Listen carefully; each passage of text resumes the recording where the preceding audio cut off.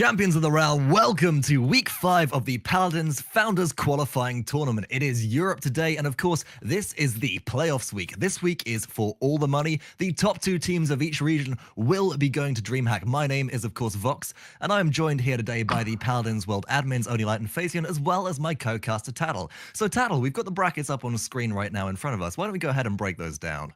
Oh boy, and yeah, it's going to be some great games today. Of course, we've got starting up in the 1st and 4th seeds coming through. It's going to be Torpedo versus Fate in the first series. On the other side of things, 2nd and 3rd seed will face off against each other. That's Death and Taxes coming in the 2nd slot versus District 69 as the 3rd seed. As well as that, moving through for the rest of the brackets, we'll come into the double elimination format that we've sort of got running here, as the winner from the first series will move ahead to the top of the bracket, the loser going up against the winner from the series below between Death and Taxes and District 69, as the winner from that will match up against whoever takes this first series coming up shortly. And then, of course, we'll move forwards, and it's all about those big series. I think it's the 4th and the 5th series coming through, as the teams will try and take those all-important slots to take DreamHack. Those slots are very much in contention. Got to remember that we will be watching Game 1, Game 2, Game 4, and Game 5 today. We won't actually be able to watch the losers round 1, which you can see on screen, but the matches that really count, we will be spectating in all of their glory. So, now let's just talk a little bit about predictions before we go into anything, because obviously going in, we've got to establish Torpedo are kind of the favourites to immediately go all the way through. Now, that's not with any bias coming from Tattle, that's just because of the dominant performance they've shown all the way through. However, I mean, we've not seen them play in exactly 3 weeks at this point. So this is pretty... I mean, we've seen Death and Taxes a bit sooner before then. It's pretty rough with the series and how the format worked out. It's knowing how strong these teams are right now, with how much has changed, especially now that we've got this new map pick format coming through. So... Torpedo definitely the strongest team coming in by seeding. They definitely were looking very on top of things, but in that first week, Death and Taxes took them to the very brink of things in that best of 5 series. And that's one thing that we do have to mention, of course. We have got the updated map format, which we first ran last week. So we'll be coming up with Glacier Keep first, going into Temple Ruins, and then Enchanted Forest if it does go to a full best of 3. In a best of 5 format, we'll be running through these 3 maps, and then the higher seed pick will be going for the next map pick. They'll get to choose which map they want to play on for Game 4, followed by the lower seed pick for Game 5. So there's a bit of almost a comeback mechanics in that map picking element there. So the team could pick a map which they're really, really good at, or a map that they know the other team is perhaps a little less versed on. But Glacier Keep, of course, the starting map for each of these games, and we'll be going into Torpedo versus Fate Esports in just a moment. Any closing thoughts, Tattle?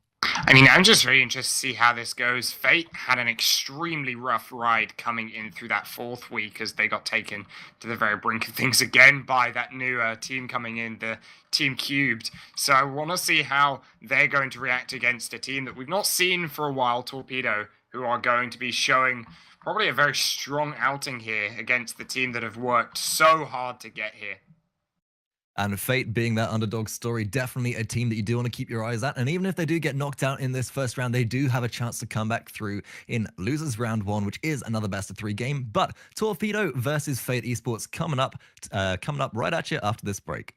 Welcome back, ladies and gentlemen, as we get into this first game of the tournament today. This is, of course, Torpedo versus Fate Esports on the left side of things. We, of course, have Torpedo coming in as the first seed, Thiel on Androxus, Princess on Barrack, Custom on that Ruckus, Spunkki picking up Drogos, and Laizy on that Pip. And who do we have on the other side, Vox?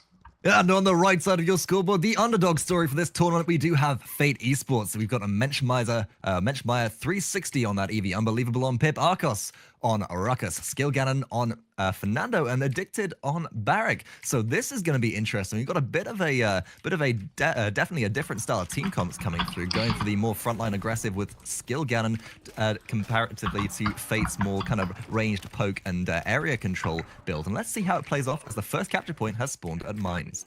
I tell you what, that was almost looking to go in Fate's favor. They grouped up huge there, and they got a freeze off on so many members, but there were no kills. And then Torpedo, brilliant flank there by spunkki, comes right up behind and they just get wiped out. They're all grouped up, and that Drogos just goes to town when they're grouped like that. It was looking very close there for a moment. Fate using this freeze Eevee to their advantage. That's the main difference between these two comps. Looking for those big freezes. They definitely got them off, but they weren't able to pick up any kills, unfortunately. And I love what Fate did just then. Before, when they took control of the capture point, they sent Pip and Drogos off to zone. And Thiel up in the air, picking up a double kill on that Androxus in midair. But yeah, you send off the AoE blasters now, categorized actually as blasters in the new champion categorization, to go off in zone, as they're able to fire off these AoE shots, which rather than damage the enemy and poke them down really low, are more aimed at dismounting, right? That's the real aim there, because they can fire on the choke point. And if you're not mounted up, you can't reach the capture point in enough time to contest, and that's exactly what just happened. And Torpedo right now just being super aggressive. Laizy goes up onto the high ground, does get chunked out, but the rest of the team push more. There's the cursed arm from Thiel, picks up one kill, trying to look for a second, not able to find it. Reversal comes through, that's hoping to keep himself alive, but I think he'll drop in this one as the rest of Fate collapse on him. Meanwhile, Payload, that's still pushing through. There's a great freeze from Menschmeyer. spunkki up in the air, Custom trying to do what he can to peel back. Laizy still trying to take the high ground control as Custom leaves on an inch of his life. Menschmeyer does get back and picks that one up, but they trade skillganon on that Fernando back for it. The rest of Fate having to fall back right now, but it's falling back on both sides. Torpedo still trying to keep the pressure up whilst low health. And Torpedo, they're taking this high ground control very, very seriously. Oh, Menschmeyer blinks in, gets a freeze off onto Laizy, but no real follow-up damage, and spunkki able to stand there as that Androxus, or rather that Drogos, sorry, and just zone quite well. Now the push comes through onto the top side. One player taken down, Menschmeyer taken down, Thiel picking up Unbelivable right there, and this leaves the payload open just to keep on pushing. You do have an Androx, rather a Ruckus up there, but they're going to be shot out of midair. Custom picking up the kill onto Arcos there, Ruckus versus Ruckus, and now with skillganon the only player really left able to contest as this Fernando on the payload. They'll stick around for a little while. Immortal does get popped by skillganon. They're going to keep him alive for a little while longer. But just look at Torpedo. They don't care. They're going to wait it out and just run him down, pushing the payload almost to completion already. I love what Torpedo are doing here with this Fernando pick and playing against it. They're just sort of ignoring it at this point, you know? Not ignoring it completely, because that just won't work out. He's just going to get on your backline carries and take them down. But ignoring it in such a way that whenever it's unkillable, you leave it out, but whenever you can get it, as we saw spunkki with the Dragon Punch there, just wipes him out. Whenever they can pick him up, they definitely do. They turn on him and take him down in seconds. But if they can't, the instant focus shifts away from him onto everyone else on the team. Kills picked up right now. Payload pushing ever closer as it's just addicted and skillganon left on the payload. Princess and Laizy and spunkki trying to do what they can. Thiel now joins the fray on the Androxus, looking to pick up the kills. Princess does get taken down. There's no one on the payload. Overtime getting ever closer. Thiel picks up one. spunkki last second finds the tap he needs onto the payload. He keeps it into the overtime, but he'll fall any second now. Arcos with the double kill there. Thiel ticks it back over. Custom is here, but Thiel's going to drop as well. Looks like Torpedo, they overcommit for this one, leave a lot of kills for the side of Fate, and they're not able to push the payload through. So what I saw just there is that was, okay, that's about as a close a defense as Fate can get as possible. You got the payload actually touching that conversion point. So we saw that fight really at the end of the payload, and when it ticked into overtime, kicked off by spunkki wiping out skillganon, that Drogos pick wiping out the Fernando with the one punch ultimate coming through, Dragon Punch, which is great because immediately you take Fernando, the best payload blocker, out of the fight. But at that point, I don't think that the payload was close enough to the contest point for it to be pushed all the way to completion, and we saw Fernando respawn and able just to stand there in front of it and block it and wait for the team's respawns. And because of Fate's close proximity to that their spawn point, to the conversion point, they're able to rotate back in, and Torpedo do drop a point to them. What I love here is they're picking up 5 wreckers right now, picked up from the side of Torpedo as the Dragon Punch comes through. Mid-air connection onto skillganon. He goes down. spunkki with the triple kill right now. He's going to pick up the frags that they need, and they wipe Fate out once again, despite the potential comeback momentum they were carrying through from that defense. Unbelivable makes it out in an inch of his life, and those wrecker picks seriously working out for Torpedo as they just wipe out Fernando. They take down all of the shields that the side of Fate are running with that Barrack and that Ruckus, and they just take a huge lead right now on this point. Fate, they're trying to contest though. They will contest as skillganon does manage to get back into the point for a second. We know that skillganon's ultimate is not actually up and available. There is a mega turret popped by the Barrack on the side of Fate Esports, but it's to no avail as the kills just come back in from Torpedo. As soon as the push from Fate comes, they get baited onto the capture point. There's the retreat from Torpedo. They back out of the line of sight of that mega turret and then just come back in for the kills, netting themselves the second point capture of the game, the second payload of the game in their favor. So you mentioned these Rekka pickups, and that's something which I want to talk a little bit more about as the payload is going to start pushing its way to conversion. Torpedo, now in week 1, we saw this coming out to counter the Projector Ruckus build, right? We saw 5 Rekka pickups, and they're really the team for me that coined this strategy. Any thoughts on that, Tattle? I mean, they were definitely picking up against that Projector Ruckus as a specific counter, and it's really just a specific counter to whenever the meta becomes very shield heavy. And with how Fernando's come back in, you know, you do still see a slight shield onto that Ruckus, of course. You've got the barricade, the bunker coming through from Barrack, as per usual. But now that Fernando's sort of come back into meta, this 5 Rekka seems to really be working out for the side of Torpedo. And what I loved about that last point is the moment Fate came in, everyone on the side of Torpedo, you know, they knew they didn't have to try and push the point. They all scatter out, spread themselves away, and the Fate have to go for that point. But by going on the point, they leave themselves open to shots from the outside. And Torpedo, they let them take control for the moment and then wipe them out from there. Exactly, and that's one thing that we've seen hold that thought as the payload does get very close to completion. It's blocked by Eevee currently. There's the Dragon Punch coming through. Not actually going to connect to anybody, but the defense does fail, and that's the first payload conversion of the game as the respawns from a Fate aren't quite fast enough to get back there and stop that conversion from going through. So, we were talking about the shield-heavy meta right then as well, weren't we? And the disengage that comes from Torpedo on these capture points. And that's something which I think we may see coming through again. As you're right, Torpedo, they take initial control of the team fight. They win that first team fight, get like 60 points on the capture point. By the time that Fate come back, Torpedo just all disengage so smoothly. They bait Fate in, and then they just close on them sort of from all sides. And that's something which Fate need to counteract. They can't be baited onto this capture point. But at the same time, they don't have the same ranged team comp to really kind of barrage Torpedo from a distance. So I wonder how we're going to see this fight break out. They're very close range, and the side of Torpedo, a lot more range coming through from them, especially on this actually huge chicken comes through. That's 4.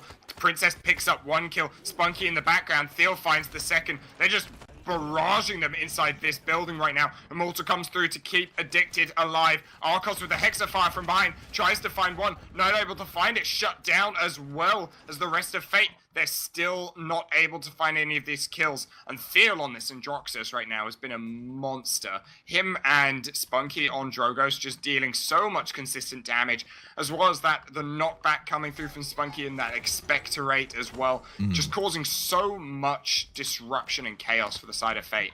And it's that expectorate which I want to talk about for a second. Oh, skillganon onto the point, gets wiped out immediately by Dragon Punch. There's the counter that we're waiting for. Do see Addicted get onto the capture point just for a moment, but it's not enough. The payload has been captured once again. 8 points to 1 lead Torpedo, and they're starting immediately to pressure out. Look at this formation. They're going to pressure down all these choke points. They're not going to allow a defense to be established on the side of Fate Esports, and they're going to give this payload a clear run. We might see some high ground control coming out from Fate as skillganon is up top on this Fernando pick. They're looking to make sure that the cliff top choke point is somewhere that Fate can contest, because they have to get this defense successfully to have a chance at making this go a little bit more in their favor. And I love how they're just, the Spunkki on this Drogos is just consistently applying pressure to the high ground by being able to jump up, but also being able to hit those expectorate shots with the angles that he can get from the low ground and poke them out. They do find a kill onto Addicted as well, and skillganon does manage to trade that. The payload, it's already at the door. And look at this, with skillganon trying to hold down that top ground. I mean, there's nobody to actually stop the payload. So whilst the Fernando's up high, the payload just pushes all the way through. Menschmeyer does get a freeze off. There's a Dragon Punch coming through. Is it going to connect? Misses everybody. Spunkki punished for that. Bit of a misplay there, not actually going to connect to anything. The payload still held very, very close to the conversion point, but the respawns are starting to come through from Fate. But Thiel with a double kill up top. Is he going to go for the triple? Is he going to have the Accursed Arm ultimate available? No, it has been used fairly recently, but look at the kills coming out on the side of Torpedo. There's a third kill for Thiel. There's a kill for Laizy as well, and whilst the respawns are consistent enough and quick enough to keep the payload stalled, there's the Expectorate knock-up. It's knocked skillganon up onto the high ground. That leaves the payload open for conversion, and it goes through. What a play! Yeah, what a great play there, knocking them away with that Expectorate. Spunkki on that Drogos just being such an issue, as well as being a huge counter to that Fernando pick with the Dragon Punch, of course, knocking them out. You have all of that AoE control that you can bring with a well-placed Expectorate. I think he was going for the Decimate there as well, knocking them away from the payload and from the objectives. I did take a little bit of note of Spunkki's build because that's definitely something which I want to discuss now as we do go into the post-match scoreboard screen. So Spunkki's build, he's running Decimate 4, which increases the explosion radius of Expectorate by a significant amount, as well as the knockback amount of Expectorate's explosion, as well as providing Expectorate, that Lukey, which is your ult fire for Drogos, with a 4-second cooldown reduction, which is pretty significant. But the interesting thing is Spunkki was running the burn card Chronos. Now we've seen the burn card Nimble, which increases your movement speed by 30%, really the favored burn card for most champions or most players throughout the past couple of weeks. But running that Chronos allows him to have more Expectorates up, and just the sheer devastation and disorientation that's coming out from that is enough that it's just batting Fate around like flies, and it's been super, super effective. Definitely want to see more of that coming back into game 2. I just love watching Spunkki on the Drogos just hit those Expectorates every time, because, you know, I get to watch all the scrims, I get to watch this all the time, and, you know, I get to watch Spunkki on the Drogos, especially from his perspective. It's great because I get to watch the amount of accuracy, like the positioning and placement of them is great, you know, hitting them every time. I find it hard sometimes to hit them if you're moving about from your original position. To hit an Expectorate you fired out after moving, I just find too difficult to do sometimes. It's a 50-50 chance if I manage to get that down. But let's talk about the game in hand here right now, because we've got the post-match scoreboard up ahead of us, and we saw that Torpedo had a very dominant showing. But going into game 2, we're going to be coming up onto this Temple Ruins map. Now, Fate have got to change something up. We've seen some different picks be preferred in Europe on this Temple Ruins map. Do you think perhaps we're going to see a Kinessa come out, maybe? Or do you think we're going to see the Fernando run again, and maybe in combination with a Buck like we've seen in previous weeks? I'd like to see skillganon on something like a Drogos, you know?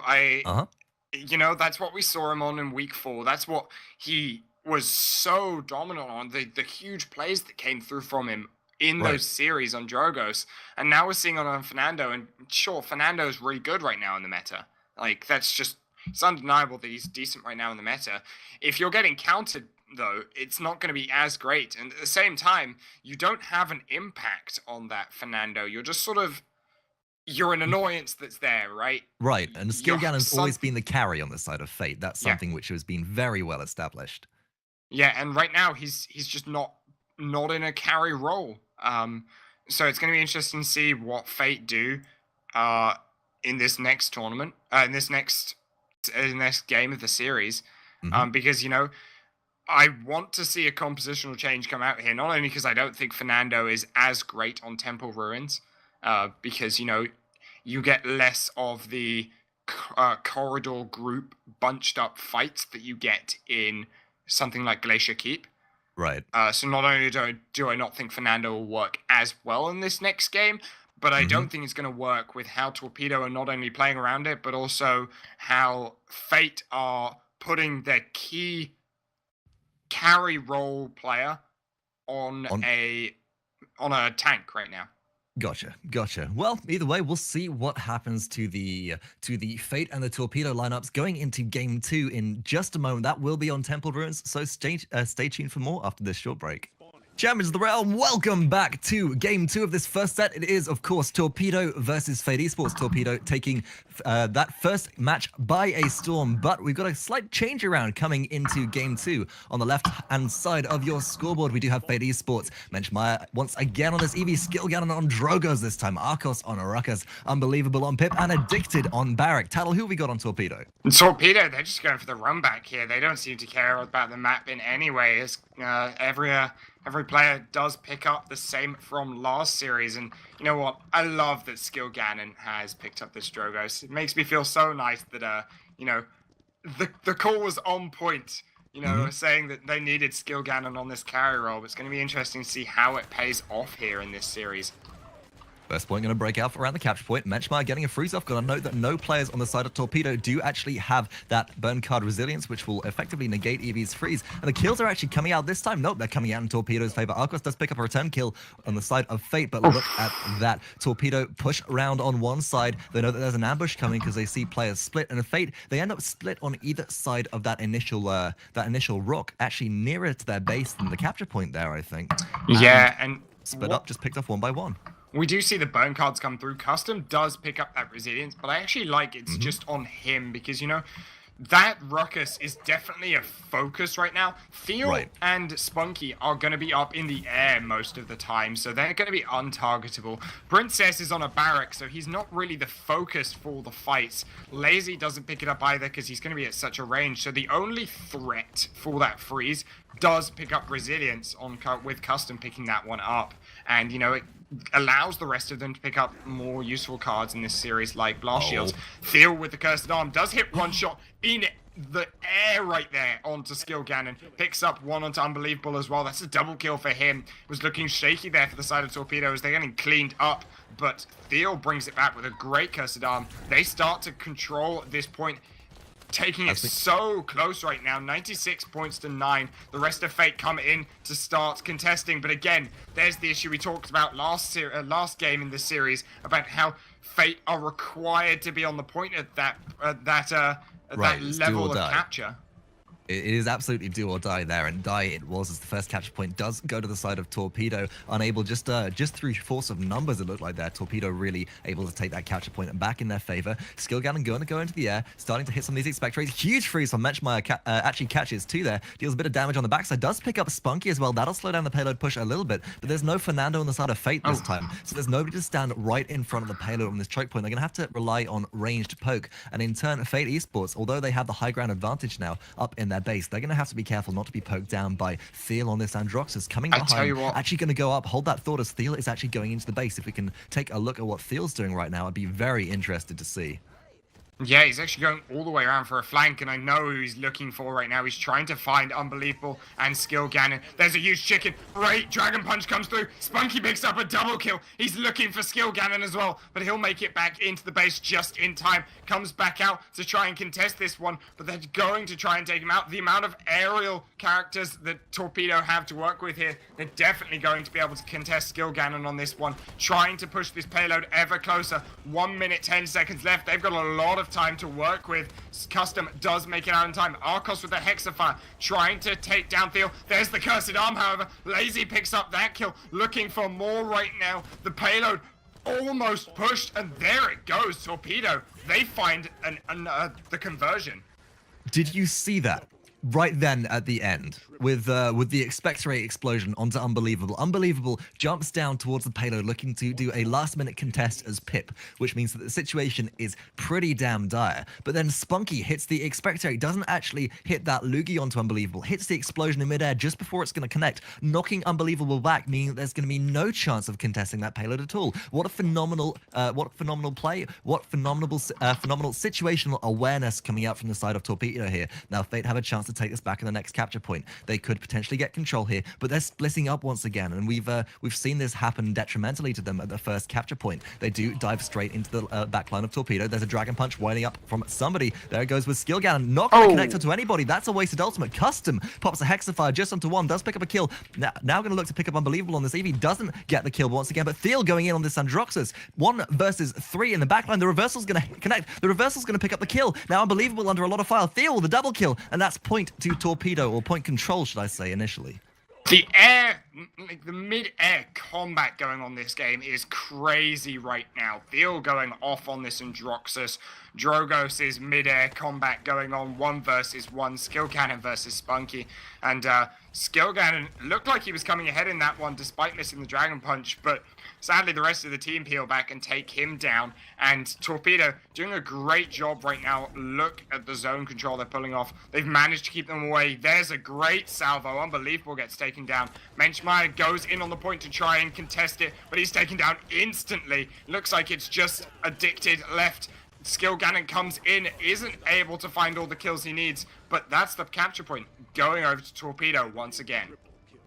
EU Congo by the looks of it. We've got Fate coming in one by one as their respawns are staggered, having to contest that control point when it's reaching almost completion or almost capture on the side of Torpedo. And as a result, they're not able to punch back in with their full team force, putting them at a severe disadvantage to try and contest this control point. They do have the chance to gain a point for themselves off this defense here right now. Mega Turret has been popped on the side of Fate Esports. It's going to be brought fairly low. Mega Turret actually destroyed. That's something which we don't see particularly often. The payload's going to start getting pushed through. Thiel with another double kill. There's no end to the kills which Thiel's picking up here, just with the dominant air control coming out from this Androxus pick. And let's talk a little bit about that, right? Because we've got Drogos on the side of Torpedo and the side of Fate, but the thing that's really clinching it for me right now is Thiel on this Androxus. And why might that be? It's just the ability of Thiel to duel against pretty much everyone right now. The reversal allowing him to get as much damage off as possible while still being safe. He is picking up, I think, that's a life rip. Yeah, he's taking that life rip as well as the burn card. He's on a 24 streak right now as he picks up another kill.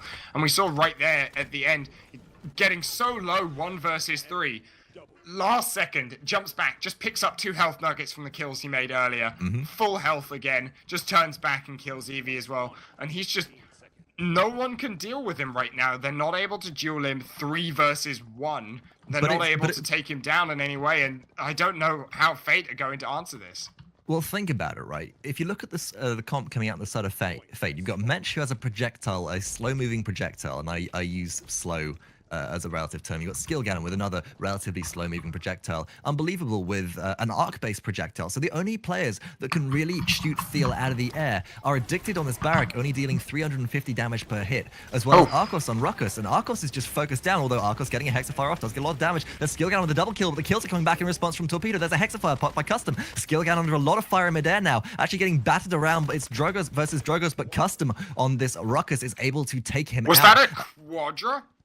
Might have been for Custom. He did pop the Hexafire in a prime position right then. Skillganon did get quite a few kills on the side of Fate there, but good grief, the ult combos just answering back in spades. Fate do have the opportunity to contest now. The respawns aren't staggered like previously, but Arcos, isolated and alone, is going to be taken out very quickly by the looks of things. Menschmeyer going to be able to contest the point for a second, and Thiel goes up into the air, pops that accursed arm, netting a kill for himself as well, and it's slowly going back in favor of Torpedo once again, although players fairly low on the side of Torpedo now on the capture point.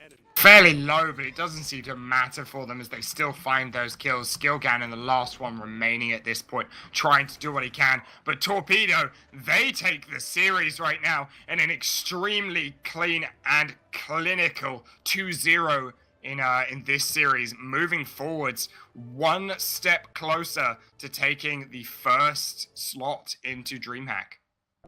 You got to have that air control, man. That's what it was all about for me. In both of those games, we saw Thiel on this Androxus largely uncontested because, I mean, in the first game on Glacier Keep, you've got nobody that can really knock him down. And we've talked, I mentioned this before, it's all these projectile-based champions. Whilst they're great at kind of dominating ground-based team comps, say the enemy team is running Fernando and Buck in combination, then all you do is you pop up into the air as Drogos, or you blink around as Eevee, and you batter both of them at once. But against this air control Thiel, it's just something which Fate didn't seem to have an answer for. Going into the losers bracket for Fate, I definitely want to kind of see them adjust their play, as undoubtedly this is going to be reported to the competing teams and potentially run against them once again. But going into the post-game scoreboard, anything you really want to pick out of here, Tattle? I mean, Thiel's damage right there is beat out by spunkki, and actually Laizy topping that one, as we usually see pips top the charts on each team anyway. But consistent high damage on everyone on the team there. That was a quadra kill coming through from Custom, but at the same time, look how many multi-kills there are on the side of Torpedo. 3 triple kills coming through as well as a quadra kill. That just shows huge huge turning ultimates in the fights coming through. And look at the assists on custom, actually. Though he did go 10 and 3 in kills and deaths, 16 assists, the second highest on his team, with only spunkki topping that with 17, likely granted by those expectorate shots, able to hit them round corners. And really, that last play of the game was got to be custom for me, popping the Hexafire, picking up a quadra kill. Very impressive work from the side of Torpedo, showing that despite having no tournament play for the past 3 weeks, they definitely haven't actually dropped anything. So they will be heading on to the next game. But the next game up for us is, of course, going to be Death and Taxes versus D69. Tattle, any thoughts on that one before we get right to it? I mean, Death and Taxes versus D69, that's going to be such a close series from how we assume it's going to go. I mean, Death and Taxes, they're coming in as the second seed, so, you know, they're favored coming into this technically against District 69. But, you know, rumors are going around that District 69, they're looking a lot stronger right now on this patch. And, Ooh. you know, it could go either way. This is definitely the closer matchup to be watching coming into the start of this tournament. Now, do you have any little insider info to why that might be? Because a little birdie told me there's been a slight roster change on the side of District 69 this week. Oh yeah, they did pick up the player of Jera, I think it was, and swooped him away as the rest of the qualifiers wrapped up. And Kagamitsu now the sub, I think, for the team, as Gera picks up that role from him, and he's definitely one of the stronger players we've seen in the qualifiers so far. Absolutely. A force of nature, shall we say, on the side of Team Question Mark and Team, of course, in the final week of those qualifiers. But coming up after this break, Death and Taxes versus District 69. Let us know your thoughts in the in Twitch chat right now and your predictions, and we'll be right with you after this short break.